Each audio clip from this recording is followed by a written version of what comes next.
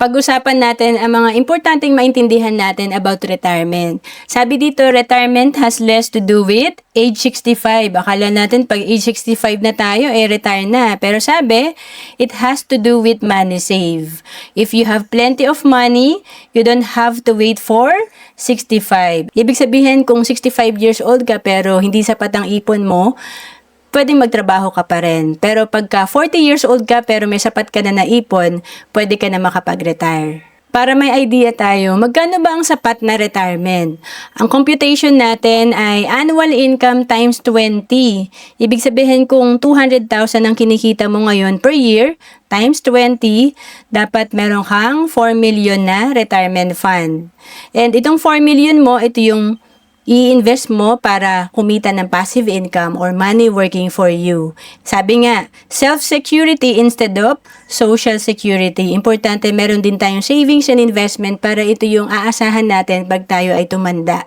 At kung naghahanap ka kung saan ka ba pwede magsimula mag-ipon at mag-invest para paghandaan ng iyong retirement, pwede ka sa Kaiser na sinimulan ko rin noong 2012.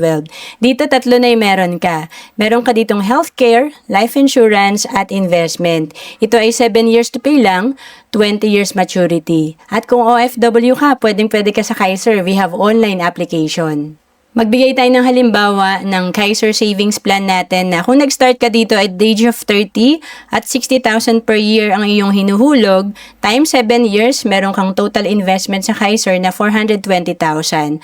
Sa total investment mo na 420,000, pag ito ay nag-mature after 20 years, meron kang projected fund na 1.1 million. Ang Kaiser ay good as cash after 20 years at kapag hindi pa natin kinuha tong 1.1 million natin, after 20 years, patuloy pa rin itong mag-grow sa investment at may healthcare pa rin tayo.